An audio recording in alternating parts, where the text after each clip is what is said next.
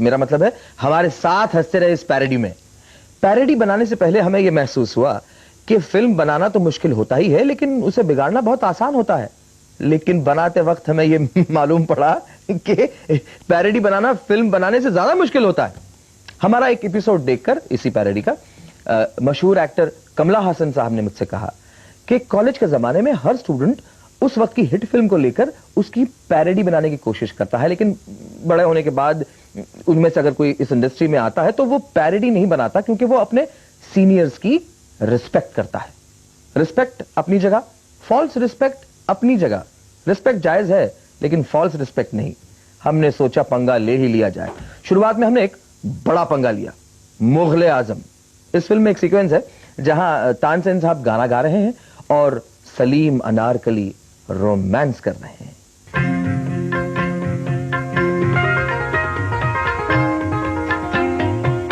Baba black sheep, have you any fool? Yes sir, yes sir, three black bull. One for my master, one for my baby, one for the little girl who cries in the lake. Baba black sheep, have you any fool?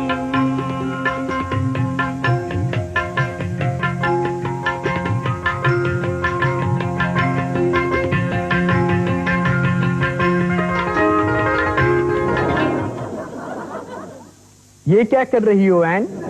बोलिए ना, मैं कब से आपसे पूछ रही हूँ, अनारकली हिंदुस्तान की मलिका होगी ना? पैर की धूल को सर का ताज नहीं बनाया जाता नन्नू। वो तो बन ही चुका है। वो दिन दूर नहीं जब अकबर आजम का हिंदुस्तान मेरे इख्तियार में होगा। ओफो, कितना बोर कर रही हो तुम।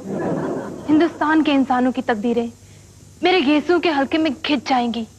मैं जिधर मुड़कर देखूंगी हजारों तकदीरें कांपती होंगी, मुस्तकबिल लरसते होंगे।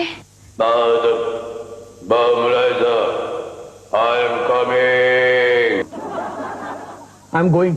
नहीं, पहले प्रॉमिस करो कि तुम मुझे हिंदुस्तान की मलिका बनाओगे। अरे कमाल करती हो तुम, बस कमाल ही कर देती हो। अगर उस बुढ़े ने हम दोनों को साथ में देख लिया तो मेरे शहंशाह बनने के वादे हैं, मैं तुम्हें मलिका कहां से बनाऊं? इतना डरते हो अपने बाप से? बेशक। मोहब्बत जो डरती है वो मोहब्बत नहीं, अय्याशी है, गुनाह है। तो अभी हम लोग क्या कर रहे थे? तो करो ना। अरे नहीं नहीं, मुझे जाने दो। नहीं, मुझे जाने दो, मुझे जाने दो। नहीं। अरे हट।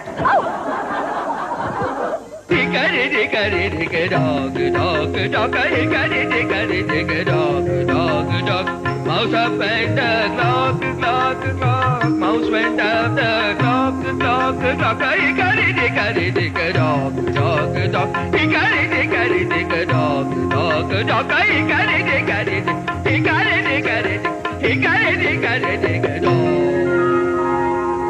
जब दीवार की स्क्रिप्ट की रीडिंग हो रही थी तब सलीम जावेद साहब रीडिंग कर रहे थे, डायरेक्टर यश जी सुन रहे थे।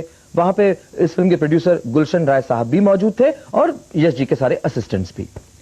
रीडिंग खत्म होने के बाद सब लोग स्पीचलेस थे कि इतनी खूबसूरत स्क्रिप्ट सुनने के बाद हम क्या कहें, लेकिन गुलशन राय साहब कह पड़े। उन्होंने कहा, यश, इस फिल्म का टाइटल हम रखते हैं जग्गू दादा। सब हंस पड़े।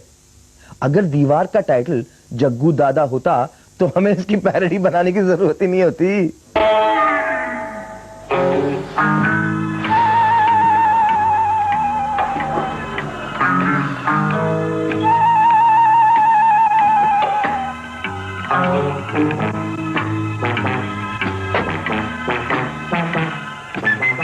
सॉरी भाई, मुझे आने में देर हो गई। कोई बात नहीं, ससुर की गाड़ी में आने वाले अक्सर लेट ही आते हैं। रवि, तुम जानते हो कि मैंने तुम्हें इस पुल पे क्यों बुलाया? जानता हूँ, इस पुल के नीचे ट्रेन जाती है और यहाँ से बस डिपो नजदीक है। तुम आखिरी बस पकड़कर घर जा सकते हो भाई। रवि, मैंने बस में जाना छोड़ दिया है। 2-2 बजे बदलो, डबल किराया भरो। आजकल तो मेरा फुल टिकट लगता है। खैर छोड़ो, मैं ये जानना चाहता हूँ कि इस वक्त सुनने वाला मेरा भाई है या एक घर जमाई? डिपेंड करता है। जब तक एक भाई बोलता रहेगा एक भाई सुनता रहेगा, जब एक स्मगलर बोलेगा तो एक घर जमाई सुनेगा। समझा करो यार, दावर के लोग बहुत खतरनाक हैं। वो तुमको कर देंगे। मेरी बात मानो यहाँ से भाग जाओ, जैसा कि हमारे खानदान की रीत है। ओ, एक स्मगलर भाई का भेष बदल कर मुझे डरा रहा है। लगता तो नहीं कि तुम डर रहे हो। ये दीवार तो इस पुल से भी ज्यादा सॉलिड होती जा रही है। रवि, तुम जानते हो जिस माल पे तुम अकड़ रहे हो वो माल घटिया है। जिस माल पे मैं अकड़ रहा हूँ शायद वो घटिया हो सकता है, लेकिन जिस माल पे तुम अकड़ रहे हो वो घटिया ही नहीं, नकली भी है। फिर भी लोगों को पसंद है क्योंकि उस पर इंपोर्टेंट लेबल लगा हुआ है। बात को समझो। तुम अभी जवान हो, माना कि तुम्हारे गाल पिचके हुए हैं, तुम नीतू के अलावा और भी अमीर बाप की लड़कियों से शादी कर सकते हो, उन्हें फंसा सकते हो, किसी और को फंसा लो यार। नहीं, मेरे ससुर, मेरी आदतें मुझे इसकी इजाजत नहीं देती हैं भाई। उफ, तुम्हारे ससुर तुम्हारी आदतें। कभी शक्ल देखी ससुर की? तुम्हारा बच्चा उसकी शक्ल पे चला गया तो क्या दिया उस टकलू ने तुम्हें? बैठने के लिए एक कमोड, 5-10 हजार रुपए का खर्चा, एक बंगला, एक गाड़ी घूमने फिरने के लिए जिसका एक पैसा नहीं है। देखो मेरी तरफ देखो, इस तरह के सिर्फ 2 ही पीस हैं। एक मैं पहनता हूँ, एक चीन का बादशाह। क्या नहीं है मेरे पास? पब्लिक टॉयलेट है, कचरे की गाड़ियां हैं, काला पैसा है, टीवी है, मलेरिया है। तुम्हारे पास क्या है? क्या है तुम्हारे पास? और मेरे पास माँ भी है। अब बोल बोल ना, बोल। मेरे पास राज माँ है। करेंगे और क्या? नमक हराम नहीं, फिल्म का नाम है। ये वो दौर था जब राजेश खन्ना साहब ऑलरेडी नंबर 1 थे और अमिताभ बच्चन साहब नंबर 1 की पोजीशन के लिए जद्दोजहद कर रहे थे। दोनों में क्या कहते हैं, तू मैं हाँ, तू मैं जारी थी। और फिल्म की रिलीज के बाद बच्चन साहब उस ऊंचाई तक पहुंच गए जहां पे उन्हें पहुंचना था। पता है क्यों? क्योंकि उनकी हाइट खन्ना साहब से ज्यादा है।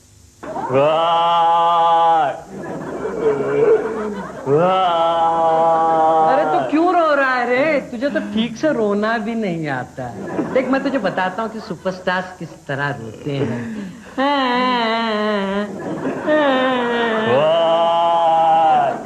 अरे बस भी कर, अब कुछ बताएगा भी कि रोता ही जा रहा है। अब चुप कर यार। अरे कैसे चुप हो जा? अरे तेरी पेट फटती तो तुझको पता चलता। तेरी पतलून फट गई रे। अरे यार, फटी नहीं, फाड़ दी गई। मेरा मतलब है तेरी पतलून तो फट गई ना। देख, तू इस तरह से हाथ मत, ये मत भूल तू मेरा चमचा है, समझा? वो बात तो ठीक है, लेकिन मैं तेरे से ये पूछ रहा था कि तेरी पतलून किसने फाड़ी रे? तेरे डैडी ने? अरे नहीं यार। तो फिर किसी और ने? मुझे बता ना। अरे मुझे शर्म आती है यार, तू समझा कर, कितनी इंसल्ट हुई मेरी मालूम। और तू ये चाहता है कि मैं तेरी इंसल्ट का बदला लूं, है ना? एक चमचे का फर्क तो ये बनता है। चल। हाँ, वो तो ठीक है यार। तो तू फिर एक काम कर, मुझे कहीं से कैंची ला दे। मैं तेरे साथ बंबई चलता हूँ और ये मजदूरों में घुल मिल जाऊंगा और एके मंगल की जगह ले लूंगा। फिर एके मंगल की पतलून फाड़ना मेरे लिए कोई बड़ी बात नहीं होगी। तो उसकी पतलून फाड़ के तेरा बदला ले लूंगा। देख बुरे कैची, देख जल्दी लेकर आ, जा।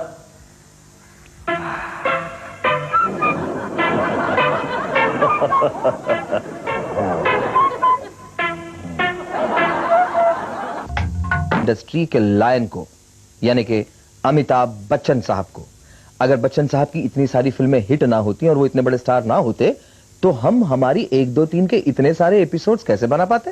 अंधेरी रातों में सुनसान राहों पर, अंधेरी रातों में सुनसान राहों पर,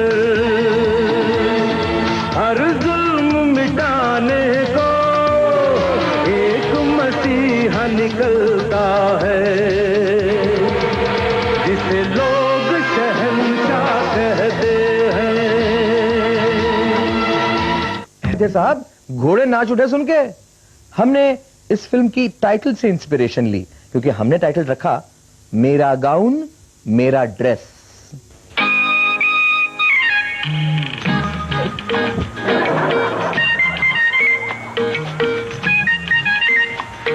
अरे धर्मपाजी आप? हाँ मैं, लेकिन इस फिल्म में मेरा नाम अजीत है। तुम बताओ, तुम कैसे हो शिंदे? ठीक हो धर्मपाजी। और सुनाइए, बहुत दिनों बाद दिखाई दिए और आजकल फिल्मी पार्टीज में भी आना बंद कर दिया है आपने। हाँ शिंदे, इस उम्र में सहा नहीं जाता, इसलिए मेरे बजाय मेरा बेटा बॉबी है इन फिल्मी पार्टियों की जान बन गया है। तुमने वो गाना तो सुना होगा, come on Bobby let's go party. हाँ है। Very good very good. Come on Bobby let's go party. हाँ है। आओ अजीत आओ। तुम्हारे लिए खुशखबरी है। खुशखबरी से मुझे बेहद डर लगता है जलस साहब। सनी और बॉबी को स्टार बनाते बनाते मैं थक गया हूँ। अब और एक राज संतोषी, माँ संतोषी, मुझे शक्ति दे। अरे नहीं अजीत, तुम गलत समझ रहे हो। मैं तो वो सब रहने दीजिए जलस साहब। खुशखबरी क्या है वो बताइए। बेटा हुआ है या बेटी? बच्चा दिखने में कैसा है? नॉर्थ का लगता है या साउथन का? मेरा मतलब है साउथ का। अरे नहीं अजीत, होश में आओ यार। ये खुशखबरी ये नहीं है। खुशखबरी ये है कि तुम्हारे अच्छे बर्ताव के कारण जो भी तुमने किया, सरकार ने तुम्हारी सजा कम करने का फैसला किया है। आज तुम रिहा हो रहे हो। रिया? यू मीन रिया पिल्ले? इसका मतलब मुझे संजय दत्त से शादी करनी पड़ेगी? तो इस उम्र में क्या बोल रहे हो जलस साहब? हिंदी बोल रहा हूं मैं, क्योंकि तुम्हारी इंग्लिश कितनी अच्छी है ये पिछले फिल्म फार्स अवार्ड के बाद सबने जान लिया है। जलस साहब उस रात कुछ ज्यादा ही हो गई थी। ये आज से हमारे इस अनमोल गाउन की रक्षा करेगा। अंजू, आज से ये मेरा गाउन, मेरा ड्रेस है। भूलेगी, हम लोग भी नहीं भूलेंगे, क्योंकि इसकी पैरोडी बनाते वक्त हमें 46 आर्टिस्ट को बुलाना पड़ा था। तब मुझे महसूस हुआ कि मनमोहन देसाई साहब को इतनी भीड़ के साथ ये फिल्म बनाने के लिए कितनी मुश्किल हुई होगी।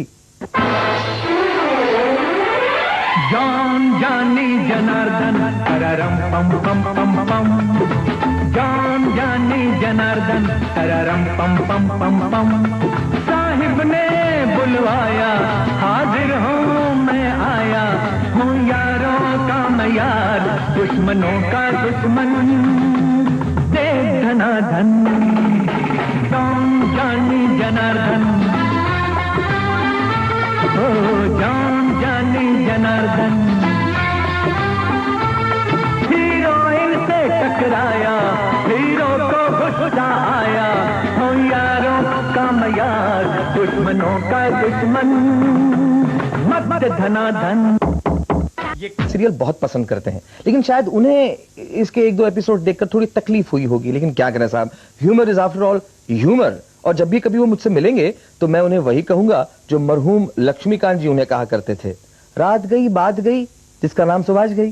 पागल हूँ और बिल पूजा के पीछे पागल है।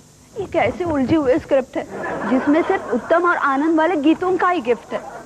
लेकिन मेरे तो करियर की शुरुआत है। अब तो मुझे हिट हीरो बिल का दामन पकड़ना ही होगा। भगवान, तुमसे बात करना तो हमारी मजबूरी है, क्योंकि इस फिल्म में और कैरेक्टर्स ही नहीं है। भगवान, तेरे बिल का दिल पूजा दीक्षित के ठुमकों पर आ गया है। ये मोनिका का प्ले तो सिर्फ एक बहाना है।